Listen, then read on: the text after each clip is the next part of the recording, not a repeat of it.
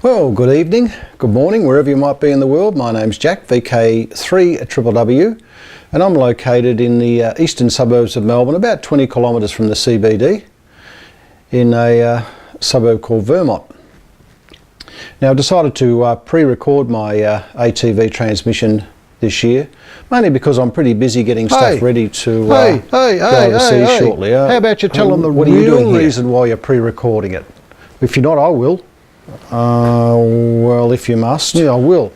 The reason he's pre-recording is because his shack's such a mess, he doesn't want anyone to see it. I don't think they wanted to hear that. Well, they did. How about you head over there and just keep an eye on the camera and make sure it's working okay. Right. Thanks very much. Yeah, if you want me to, okay, I'll go and see. Good Don't tell any more fibs. Okay, now let's get back to it. Yeah, ATV-wise, hardware-wise, I haven't done much this year. I've had a bit of an issue with the winter time getting my signal up into the repeater up at Olinda.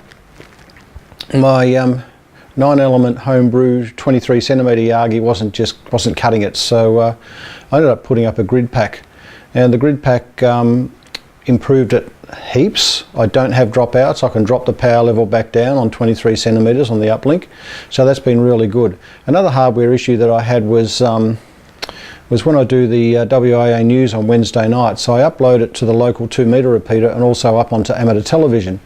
And the issue I have, the local repeater uses a UHF uplink in the same band as the UHF downlink for the ATV. So what would happen was that as soon as I start transmitting the news, I don't have any downlink of ATV anymore. But that got fixed up. Peter VK3BFG has installed an amplifier up there. He'll probably tell you a little bit about it in his segment if he hasn't already. And yeah, now I can watch my ATV downlink nice and cleanly.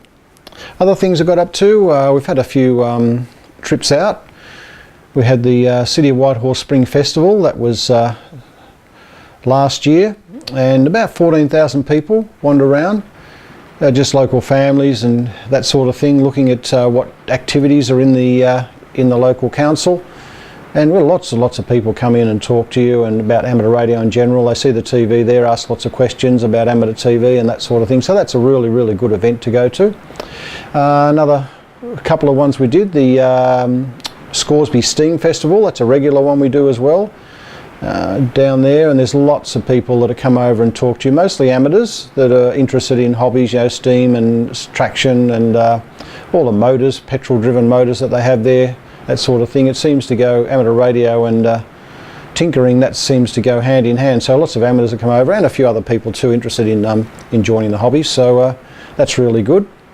Eurisco, now you guys would call it the Maker and Hacker Festival. Apparently we can't call it that here. So yeah, that was really, really good. The technical people that were walking around there really interested in ham radio in general and amateur television as well.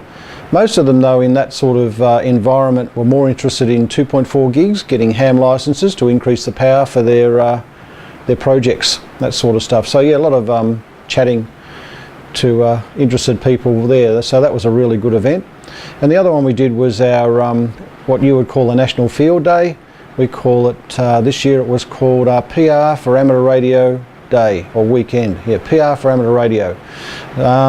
We didn't do a lot this year. We just went to a local park, set up a radio station and answered a few questions about ham radio. So the other things we've done amateur TV wise is taken lots of video at club meetings, put meetings up to live to air, recorded meetings, edit them and put them up on YouTube, on my YouTube site. If you haven't been there, it's Vermont Creekbed, all one word, or if you just look up VK3 Whiskey on YouTube, you should be able to get to it quite easily. And also did an ARIS contact a few months ago, Ralph, VK3LL and I. We went to a local school and recorded a group of students talking to the International Space Station. Love doing those. You get so much joy out of producing the DVD and giving it to the kids. They really, really love it, and it's something that they can keep forever and show their children and grandchildren, I suppose, when they get to that stage.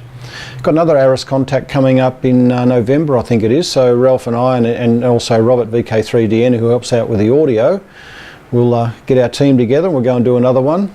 These ones, you probably won't see these on YouTube. There's a couple up there I'll put up there, but most of them being children involved, I try not to, unless I get permission to do it, I try to leave all that sort of stuff out.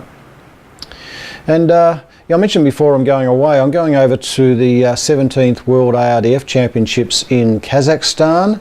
I noticed the US have got a team going there, so on the list of names there's a few names I've seen over the years. I'm actually the ARDF coordinator for the Wireless Institute of Australia, the national coordinator, so yeah, I see a few names on that list that I've never met before, so that's going to be interesting to meet those and a few other amateurs from other countries. I'll take a camera with me, but I'm not sure whether I'll be taking a really decent one or just something to get some HD vision. Yeah, so I'll hopefully have some video to come back with that and edit that up and put it up on amateur television. But yeah, other than that, oh, we do have down at our club rooms, it's quite good now. You'll probably see it maybe tomorrow or today, depending what day this gets played. Down at the EMDRC club rooms, the ATV station down there, very, very nice. It's well set up. Damien, VK3KQ, has done pretty much most of the work down there. And we've got a link upstairs, a wired link upstairs to where we have our meetings. And we can put our meeting live to air on amateur television. So people can watch it either direct from RTV1, or they can watch it via BATC. And thanks to the guys on BATC for the effort and all the resources you've got there for us putting our, allowing us to put our ATV repeater through BATC. Certainly we'll be making a use of it this weekend, a lot of use of it this weekend. Anyway, that's all from me, I think. You'll probably see me come up a bit later on, maybe, over the weekend down at the EMDRC club rooms. Well, thanks very much, and I'll put it back to you there, Peter, VK3BFG from VK3WW. Cheers.